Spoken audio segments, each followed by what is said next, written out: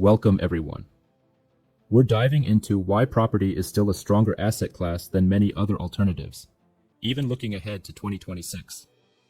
One key number greatly influences property investors. You know, the infamous $500,000 gain. Absolutely, that $500,000 figure really resonates, doesn't it?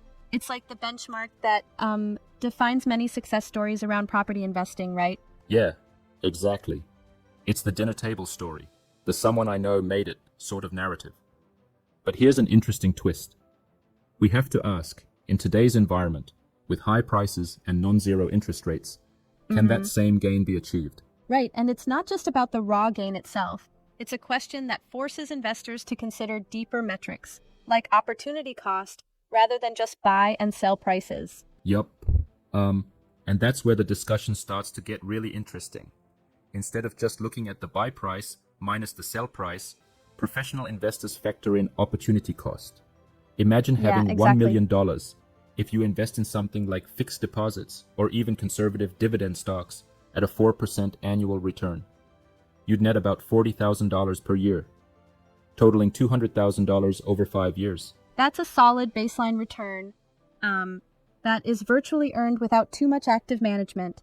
And if you put that same capital into property and the price remains static, it basically means you're losing out on that $200,000 potential. Exactly. That's the first major mental shift. It's not necessary for property values to always be soaring upward. They just need to outperform those low-risk, low-return alternatives. Right. So it's less about property going up by a lot and more about it not underperforming compared to these guaranteed yields. I mean, it's almost like saying, don't settle for standing still. Precisely. And then come more subtle dangers like stagnation, which is not falling prices, but rather the lack of growth. Many properties, and not just in Singapore, stall instead of growing. People get comfortable with the idea that an asset's value hasn't dropped, but that, in reality, means you're missing out financially. That makes sense. So it's a dual issue. You not only lose out on a potential capital appreciation, but you're also saddled with ongoing expenses like mortgage interest, property tax, and maintenance. Exactly. And that's why a flat property price is misleading. It hides the fact that you're actually losing money due to high opportunity cost and continuous expenses. It's like keeping score on two different boards. One shows the market price, and the other shows the unseen costs. Yep, exactly.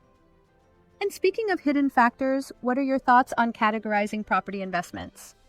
I mean, many investors treat property like a one-dimensional asset when in reality, each has a behavior pattern. Right.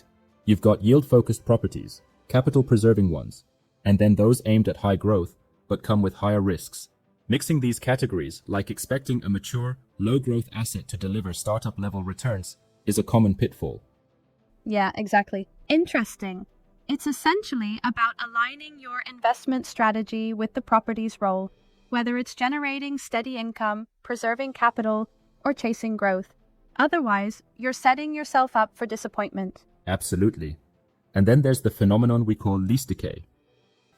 Many property owners are aware that lease years drop over time, but they often underestimate the compounding effect. I hear you. Right? It's just like thinking of a leasehold property as an ice cube that slowly melts every year. In a booming market, that melting might be masked by growth, but in a flat market, the decay really starts to bite. Yes, exactly. In fact, without market growth, your property might only serve to keep you at break even, or worse, erode your capital, mathematically speaking. Absolutely, that's a critical point. So you're saying that while many shy away from the obvious risks like falling prices, a silent killer like lease decay has more destructive potential in a stagnant environment? Exactly. It's almost like the ticking time bomb of property investing. If you're not mindful of lease decay, even a stable price isn't going to save you. Now, shifting gears a bit, why does property still hold up as a superior asset class compared to, say, stocks or fixed deposits? That's the million-dollar question, isn't it? Property uniquely offers controlled leverage, structural scarcity, and active decision-driven alpha.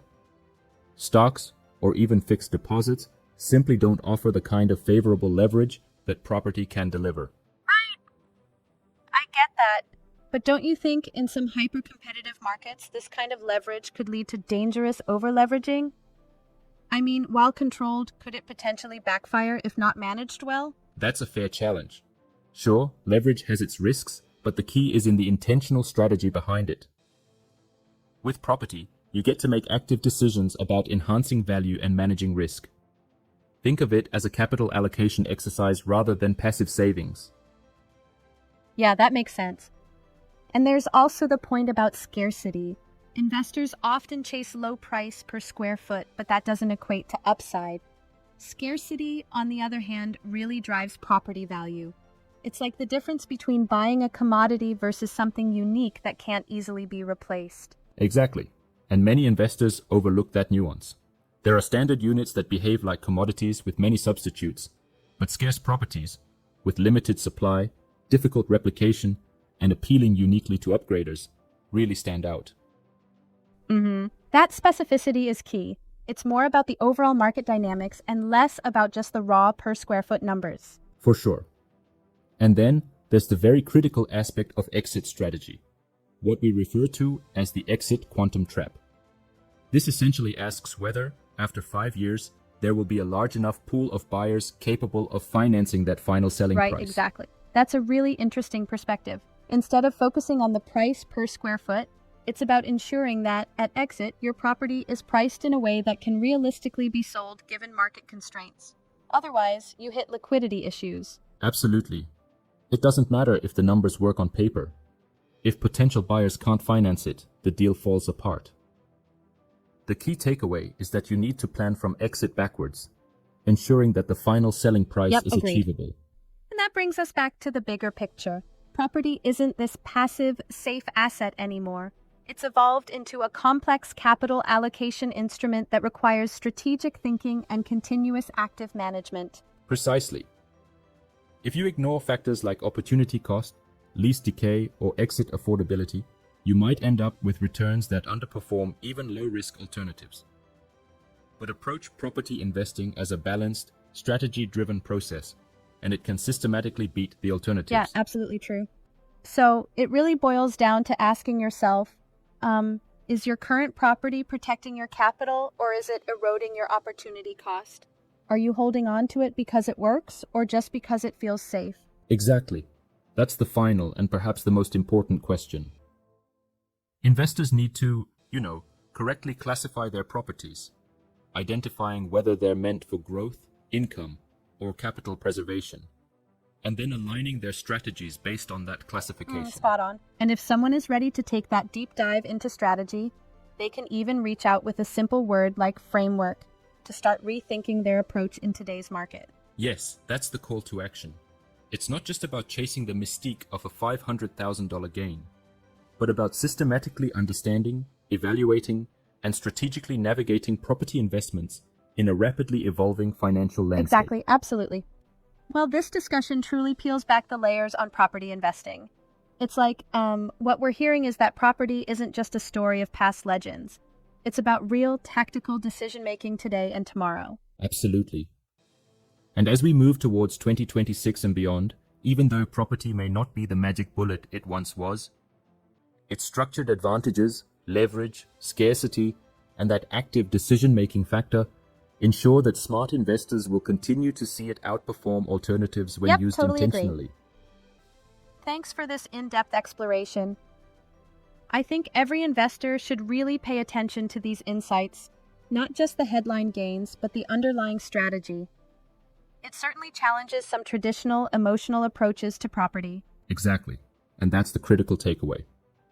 While emotions might drive early decisions like, I love this layout, or my friend made money in this district, the real value lies in understanding the structure, planning strategically, and being proactive about challenges like lease decay and exit quantum Appreciate risks. that perspective. Right, so to everyone tuning in, consider whether you're holding on to property that truly adds value to your portfolio, or if it's silently eroding your potential returns. That's the conversation for today. Exactly. It's about aligning your property with a clear financial function, rather than just letting sentiment drive your choices. Because ultimately, property, when executed correctly, remains one of the few asset classes that can outperform alternatives. Indeed, absolutely. Great insights here, and thanks everyone for listening as we unpack these ideas. Keep questioning your strategy and stay proactive. For sure, thanks for joining in on this conversation. Stay tuned for more talk on actionable strategies and market insights.